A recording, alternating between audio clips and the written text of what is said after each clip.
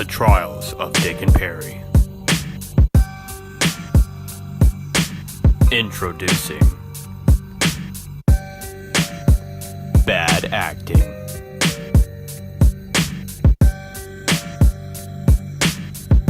Curly hair. And a man who oddly looks like Leonardo DiCaprio. Coming to a classroom near you. Trial to Death. Created by my ass. Releasing of fall 2030. Just kidding right now.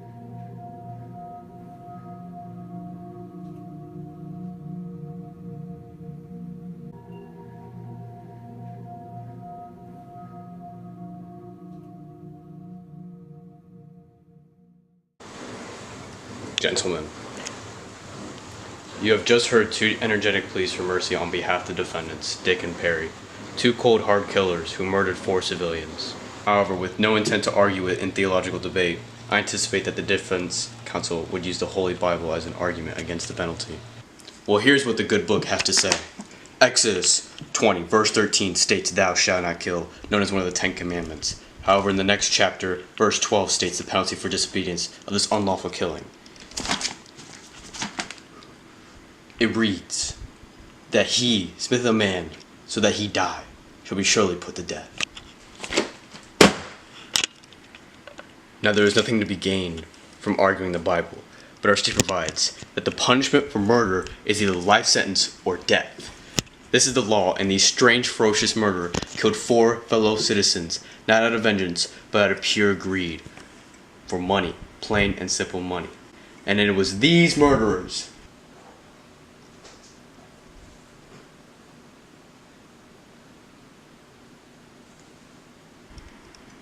that did the crime. It was the cold and calculated weighing of so many ounces of silver against so many ounces of blood. $40 worth of loot was the price for 4 lives. And these men, armed with a shotgun and a dagger, robbed and killed.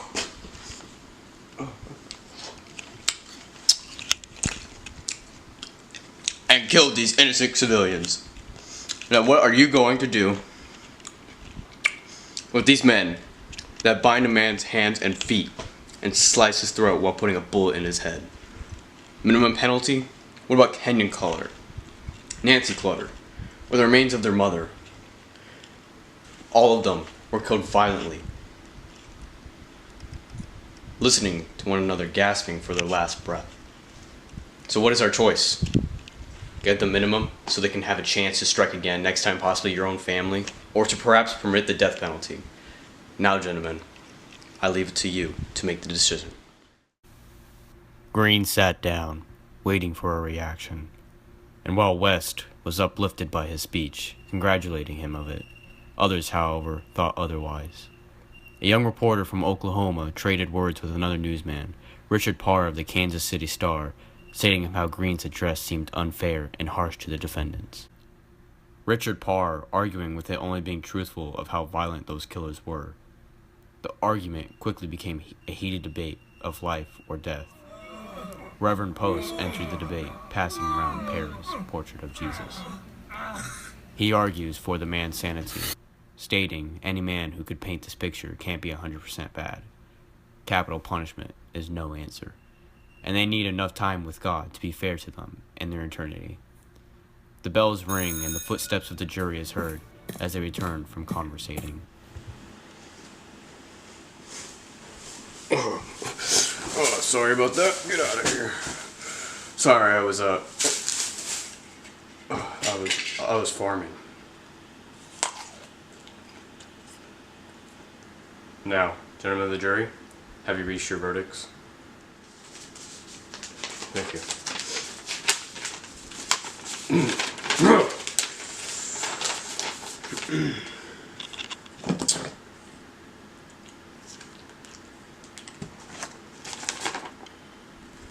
We, the jury, find Richard Eugene Hickok and Perry Smith guilty for the murders of Herbert Clutter, Bonnie Clutter, Nancy Clutter, and Kenyon Clutter, and the punishment is death.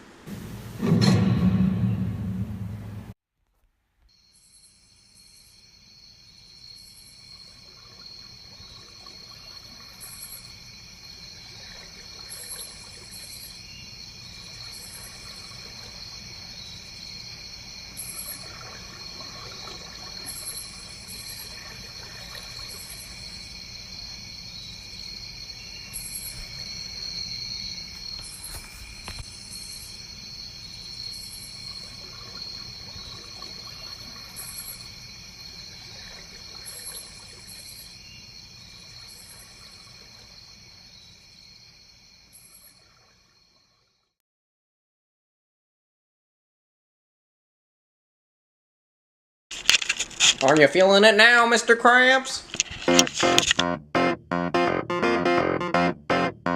Just two. Gentlemen, you have just heard two energetic pleas. What I want, you've got, heard. and it might be hard to handle. Like a With flame no that burns the anticipated candle. Now, gentlemen, The candle feeds the flame. Yeah, what I've got, Now, gentlemen, full stop, I leave it to all the you thoughts and and dreams are scattered. It's just Then you pull them all together, and Now, how I leave it can to you. explain? Oh yeah, well you make my dreams come true. Well, you. Oh yeah, you make my dreams come true. Well, yeah. On a night when bad dreams become a screamer, when I'm messing with the dreamer, I can laugh it in the face, twist and shout my way out and wrap yourself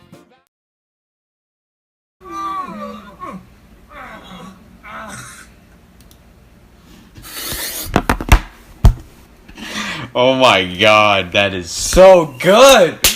Yes, man! That is genius! That is genius. Oh my god, that is genius.